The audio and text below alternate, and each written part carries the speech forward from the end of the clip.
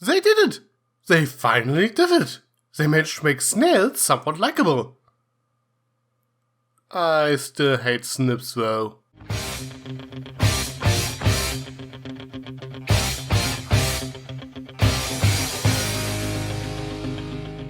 Okay, small question here.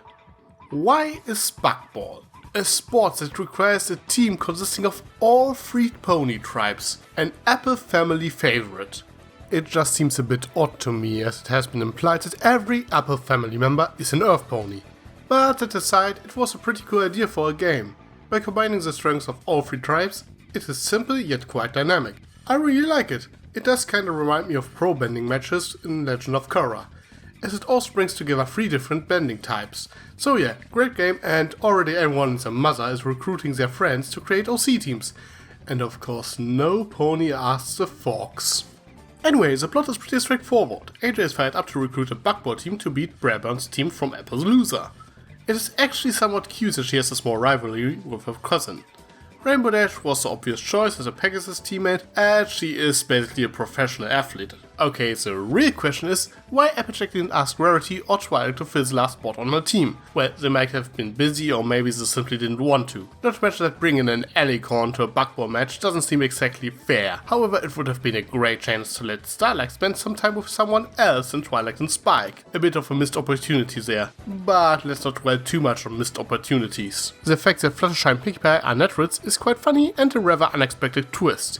It is also quite refreshing to see that RD and AJ admit that and ask the two to take their place. Especially when it comes to Rainbow Dash, it shows that some lessons in humility have stuck. If this were AJ and RD as they were portrayed for a war of friends, they would probably desperately try to prove that they are better in this game. So I really enjoyed Rainbow Dash admitting that Fluttershy is actually better in the sport than her.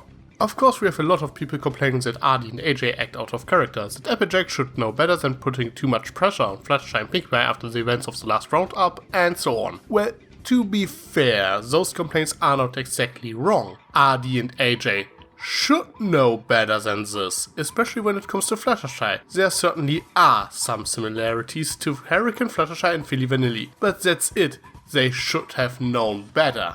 Something RD and AJ realize themselves. They only try to support Fluttershy and Pinkie Pie in a manner that works for them. It motivates both of them if someone else believes in their abilities, when someone expects them to win, and both take competitions like this very seriously and train hard for them. Especially Rainbow Dash, who is now part of a military organization. They got a bit carried away and only thought about what makes them better. Which is of course where the comparison to the cart before the ponies begin. Well yeah, in that episode they also get carried away, but there are a couple of major differences, so it's not a retreat of an episode we had a couple of weeks earlier. First of all, AJ and RD tried to support Flutters and Pinkie Pie here to win, while they didn't let the CMC do anything in their competition and acted completely against their wishes, ignoring any complaints. Here they realize their mistake as soon Pinkie Pie and Fluttershy speak up. This episode is about sucking every bit of fun out of a game by taking it too seriously. It is meant to show that it is about having fun, and to show that while some people like RD and AJ get motivated by fulfilling certain expectations, our people like Flutters and Pinkie can get crushed by the pressure and are actually much better if they simply enjoy themselves. So I don't think that they ignored any prior episode. Like I said, RD and AJ should know better, but it's an inherent flaw of pretty much everyone to think about what helps yourself instead of others. It is easy to forget that, even if you know your friends. Actually, this episode is somewhat similar to testing 1, 2, 3. Like everyone has different methods of learning, everyone has different motivations when it comes to sports as well. Okay, now with that out of the way, let's talk about Snails.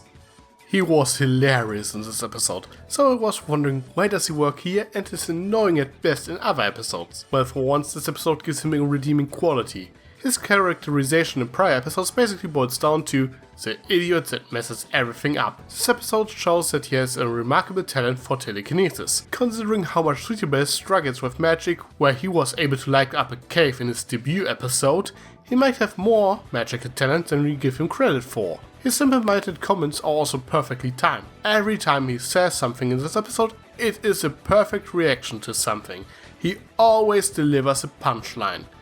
The joke is not simply, hey, look at this idiot. It is also the first time that he is actually allowed to play off other characters. Usually he is limited in his action to have idiot talk with Snips.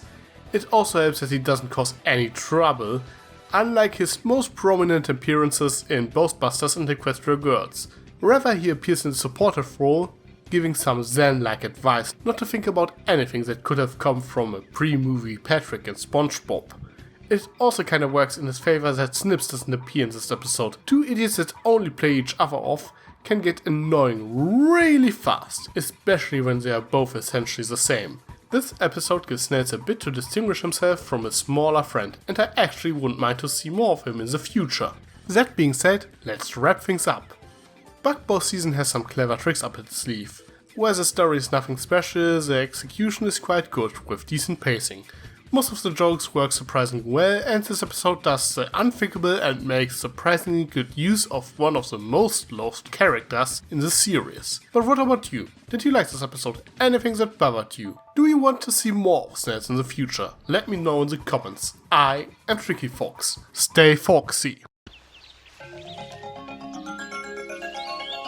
Sly as a fox, you got me under your spell. But you know I'll never tell that I know you know so well.